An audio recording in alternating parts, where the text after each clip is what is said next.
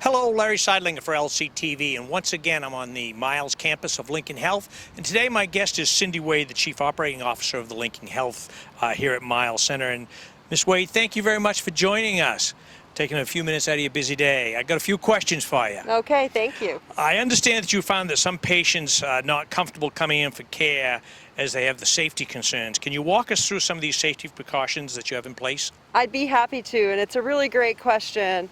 It totally makes sense that people might be a little leery about coming into a healthcare organization, whether it's their physician practice or the emergency department or in for surgery or a procedure they might need. It's understandable given the situation we're in. However, we are taking many steps to make sure we're keeping folks safe. Some of those steps include screening of all of our employees. So every employee that comes to work has to take a screening, and we use an online app, and they answer a series of questions, and they have to answer no to all those questions before they are cleared to come to work. And that's really important because we want to make sure all of our employees are healthy and well before they come to take care of our residents and our patients and our family members coming in from the community. So that's one step we're taking. Others include when you come to any of our facilities on campus or in Waldoboro, Wiscasset, or Booth Bay, if you're coming as a patient, if you're coming to get lab work, diagnostic imaging like an x-ray, or you're coming for a primary care visit or a surgical visit, you get screened as well. So we ask you to be patient with us, and we ask a series of questions, and we determine whether or not you are safe to enter the facility. We ask you to wash your hands with hand gel, and we ask you to put a mask on. So everybody is asked to wear a mask before they enter the facility, and all of our employees are wearing masks throughout the facility, and even outside on the grounds we're wearing masks as well. So in long-term care, we've been doing all of these things that I've just talked about, as well as taking active temperature screenings, because that's a CDC recommendation. So all the folks entering, all the staff entering and vendors entering our long-term care facilities are getting the same questions, and they're also getting a temperature screen before they're allowed to enter the building. Hi, what brings you here today? I'm here to go to the lab. Okay, I'm going to ask you a series of questions. The first, do you have any new fever or shaking chills in the past 14 days? No. And new of the following symptoms in the past 14 days? Any shortness of breath? Any sore throat? Any cough? Any unexplained body aches? Any new loss of taste or sense of smell? Any exposure potentially or contact with someone that's been diagnosed with COVID-19 in the past 14 days? And have you been COVID-19 tested in the past 14 days? I haven't had any of those symptoms. I haven't been in contact with anyone that I know of, and I have not been tested. Okay, excellent. So what I'm going to do is sanitize your hand. If you would just rub that in thoroughly.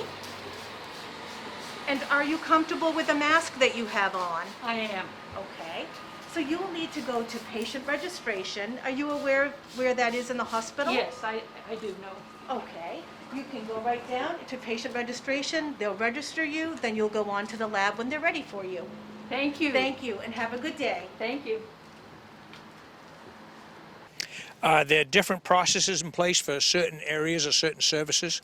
There are. So in most instances, if you have a primary care visit or a surgical care visit with a surgeon, we are actually doing a pre-screening with you over the telephone. So we're asking all those same questions before you even step into your car and drive to one of our facilities. We're asking the questions that we ask when you get here again. So again, please be patient with us. There's a reason why we continue to ask these questions, because we want to make sure we understand that we are letting folks come into the building that have been screened and are healthy. And if they do have symptoms, we direct them to the appropriate place, and we handle that in a very safe manner as well. So that is one way we do it. We are scheduling lab work for folks. We also have walk-in for lab, but what we'd like to do is, as much as possible, schedule people, because that helps us to determine how many people we're going to be having entering through the front entrance for lab work, and how we can streamline how many people we have down in our lab entryway and in our lab area. So that's another way we are handling different areas in order to keep folks safe when they come in for care.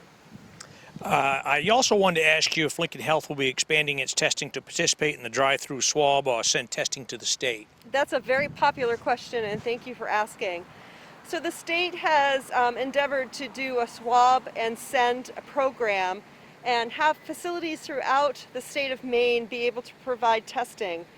And they asked for a request for application for that process, and they had some pretty strict criteria that they needed to have met in order to participate in that program. So Maine Health as a system, because we do a lot of things as a system in order to make sure we're all following the right guidelines and criteria during this time. As a system, they sat down with the state to talk about what those restrictions were and what the criteria were for the application, and tried to negotiate a little bit of modifications to some of those criteria. And unfortunately, we weren't able to come to terms on that. And Maine Health felt really strongly that if we were going to apply and participate in this program, we wanted to make sure we were going to be able to meet 100% of the criteria that they were asking us to meet. And at this time felt like we were not going to be able to do that. That said, I have to say, we are testing people. So if you come to our facilities, if you call your primary care physician and you have symptoms, you will get tested. And you meet the criteria, you'll get tested. If you come to the emergency department and you meet criteria, you will get tested. The same with our urgent care facility down in Booth Bay.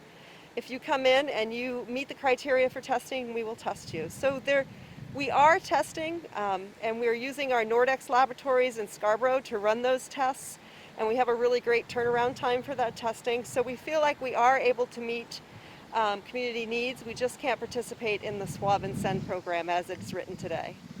Ms. Wade, thank you very much. As a leader of this Lincoln Health, this fabulous Lincoln Health team, what has it meant to you personally to be involved in something like this? You know, I'm incredibly grateful for everybody that I work with right here on this campus, on all of our campuses within Lincoln Health, up and down the region. The Maine Health system has been phenomenal. We've had amazing support, guidance, and resources throughout this entire time, and we are a small but mighty organization here at Lincoln Health, but we have a voice at the table that's heard, and we're asked to participate, and our opinions matter within the system.